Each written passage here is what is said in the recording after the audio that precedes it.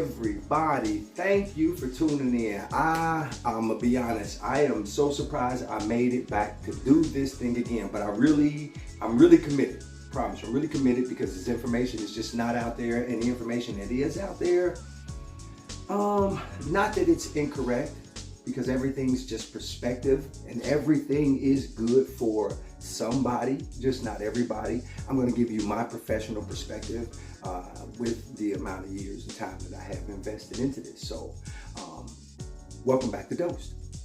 I'm Don. If it's your first time, I'm Don, and I'm here to help you understand more about health, fitness, wellness, and cannabis.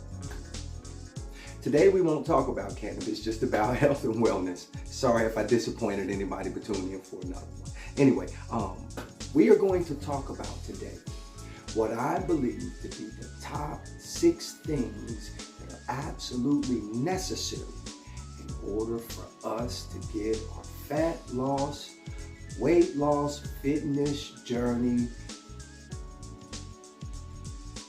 off to a great start. So without further ado, we're just gonna get right into this. I'm really excited about this. The first thing we have to do is assess our relationship to food. I love food, you love food, we love food, we're Westerners.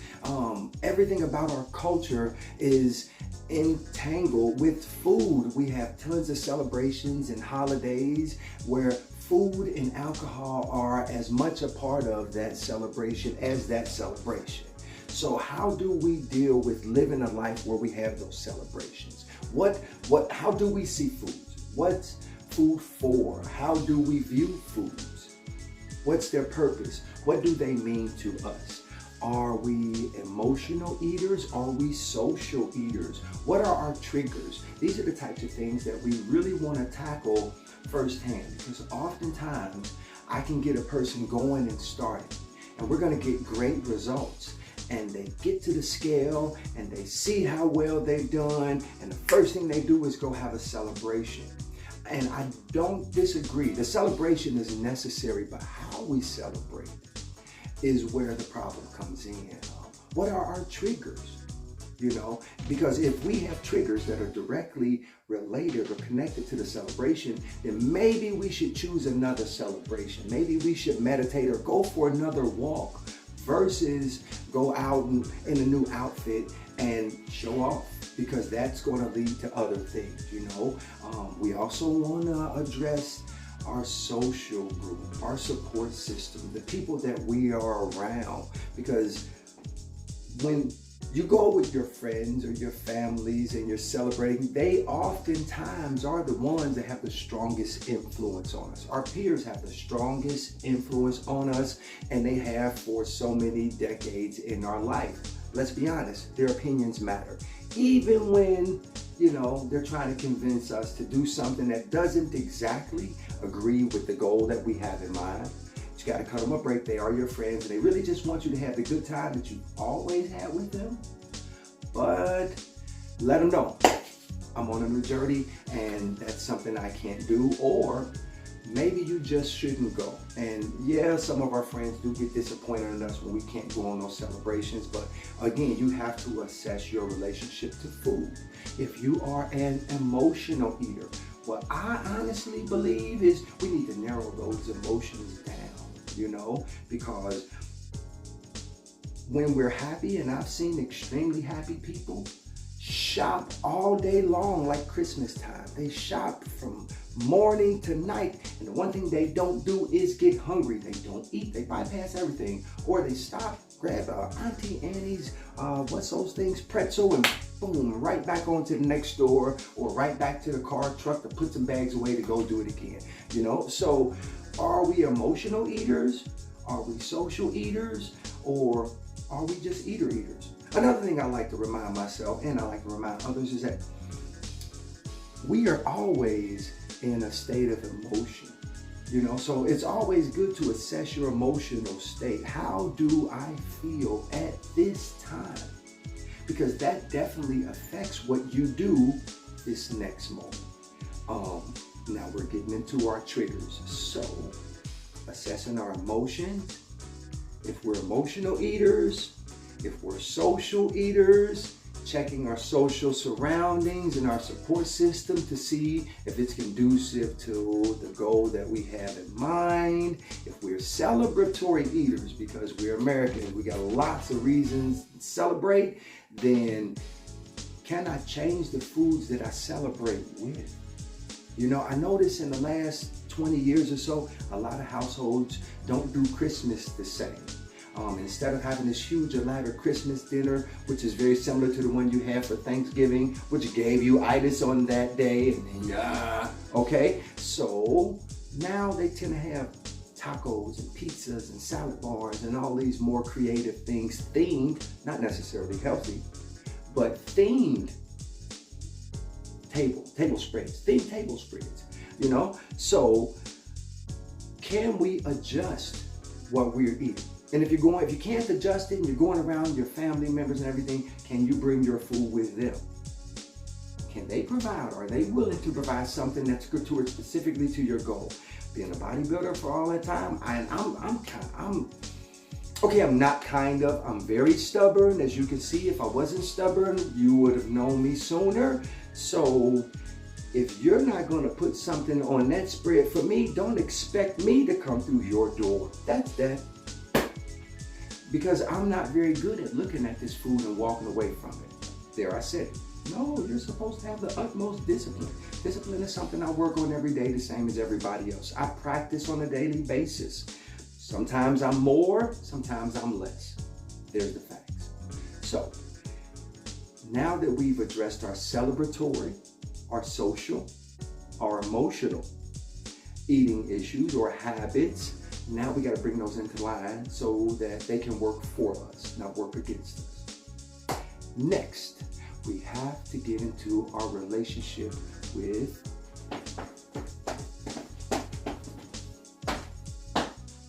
exercise. Remembering, exercise is nothing more than activity to an extreme. That's it. No more, no less. Exercising is activity to an extreme. When we were children, we ran, we played. We didn't see it as exercise because we saw it as play. And it was effortless. For the majority of us, it was effortless. As we grow into adulthood, it's no longer play and it's no longer effortless. And I think that's where the problem comes in. Since this activity that we refer to as exercise is no longer playful or playtime for us, and it's also requires so much time and energy that it's kind of hard to enjoy. So we now take that into consideration, but remember, it's necessary. Since exercise is activity to an extreme, you have to choose your extreme. Everything's not for everybody. So you got to choose something that you are capable of doing. You got to choose something that you're going to enjoy doing. If there's anything, if you don't enjoy doing any type of activity, you still at least need to go for a walk. It's not just good for the body, it's good for the soul. You know, so choose the activity that's going to work for you, stick to it, and have success from there. I've seen it happen tons of times. This next thing, it's a little tricky because while I tell you to do this, I'm also an advocate of doing it a specific way with a specific purpose initially being the key word, initially. So initially, I want you to track all the foods, waters, spices, seasoning, everything, Crystal Light drinks, anything. I want you to record all of it. I don't want you to record it to beat yourself over the head and speak to yourself about how bad you were, how much better you could have done, or how you're not worth even going on this journey. What I will rather you do is record it to become aware. A lot of times we do a lot of mindless eating. We're programmed to do what we specialize in. So we're at work or we're with our families, we are doing so much and we just nibble on things, or we eat a couple of fries from the kids that we shouldn't be giving them anyway, but I'm guilty as charged too. But we mindlessly nibble or eat things and then we don't even remember. We are all guilty of it, especially when real life happens. So what we have to do is record everything. Make it a habit. If you eat a snack, put the wrapper in your pocket and leave note to yourself. All the wrappers in my right hand pocket are all the stuff I shouldn't have ate, but I did eat, and I just want to keep myself aware of it. Now, after you've recorded all these things that you've enjoyed, whether you should have enjoyed them or not, look at it. Just see what it is. We're not looking at the graphs to check your sugars and your proteins and your carbs and your sodiums. No, just look at it to become aware of how much you ate. If you could, record them at times. That way you know what times you ate them so we can find weak points, because I guarantee you're going to find there's certain times of days, certain times of weeks, certain times of months, and there's even certain times of years. I've known people to not necessarily celebrate death dates, but experience physically and mentally the celebration of death dates, which is traumatic for them, and they find themselves doing the things that they miss. We'll say, I got a friend that lost their wife, and after losing a wife, every time of year her birthday would come up, he would find himself in her favorite places just so he could experience the memories of being with her. Eating those same foods that were part of unhealthy habits, you know? So what we then have to do is just totally get a grasp of the fact that these are times that become most challenging for us. Once we become aware, they're much easier to deal with. There's remedies. There's not fixes. There's just remedies or little things to help us get through, because you're going to fall. You're going to stumble. You're going to backslide. We just don't want you to completely jump off journey, because that's when the real issue happens. Next, you now want to calculate your caloric deficit. We've become aware of how much we are consuming. Now we want to become aware of how much we need to consume to achieve our goal in whatever time we decide to set. And let's be honest, Rome wasn't built in a day. So either hire a professional or go ahead and get one of those apps. Those apps are not totally accurate, like Lose It, MyFitnessPal, they're not 100% accurate, but then again, nothing is unless it's contoured to you specifically. So get you a professional or get you one of those apps. You're going to track all that food, and you're going to get a caloric deficit by way of this application's calculator, and that's going to be our goal. That's it. That's going to be our goal.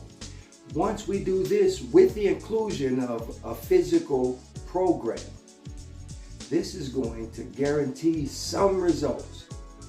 Last. No, this isn't last. I don't know why I said that. It's not last. It is next. Next. Get comfortable clothing. Get the proper shoes. You really, really, really got to know how important it is to work out in the right shoes. Tennis shoes are tennis shoes. Basketball shoes are basketball shoes. Running shoes are running shoes. Cute shoes and fashion shoes are just for that. They're purposeless. They're only to be cute. If you are not in the proper shoes, you increase the chances of injury. I've witnessed it too many times to count.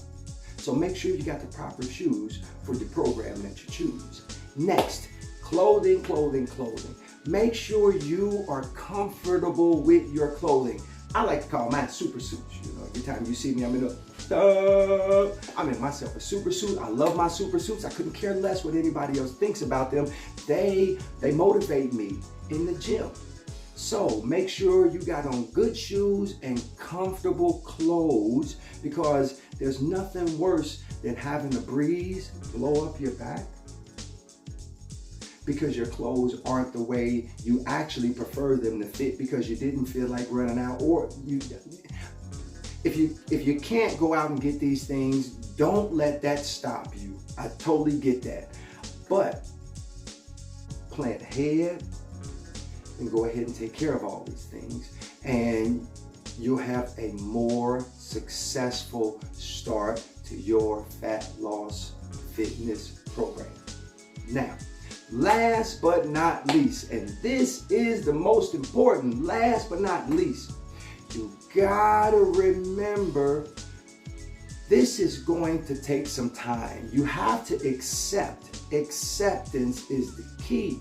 You have to accept that Rome wasn't built in a day. You did not get to this undesired position overnight, over a week, over a month, over a year. It took some time.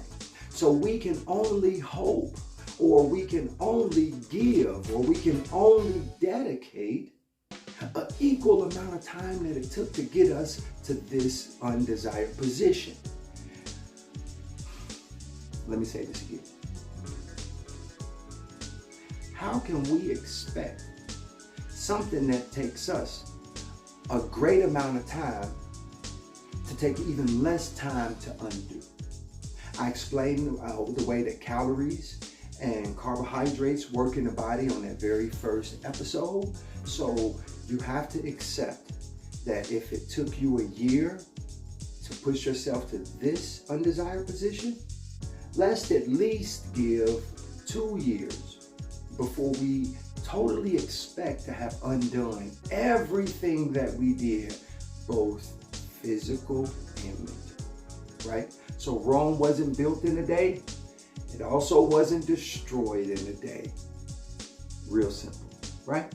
All right, so those are my top 6 things I believe are absolutely necessary to get you off to a great fat loss fitness program. You want to be healthy? This is all you need. Assess your relationship to food, assess your relationship to fitness, right? You then are going to track everything you consume. Not to abuse yourself, but just to become aware to what you are doing to yourself. Now, we get the proper attire. So, you need proper shoes for your fitness program. It is a must. There's nothing worse than sore feet, and nothing will slow you down or bring you to a halt faster than ankle, foot, knee, which could translate to hip issues. Proper shoes are a must. Comfortable clothing. You want to be comfortable. We're already uncomfortable with the bodies that we brought to the new fitness program. So at least dress in a manner that makes you comfortable, makes you excited, or as excited as you could be to get on with your fitness journey. All right, so thanks for tuning in. I'm Dom, this is Dose. I'll be back with you every Monday. Remember, eat better, drink better, think better.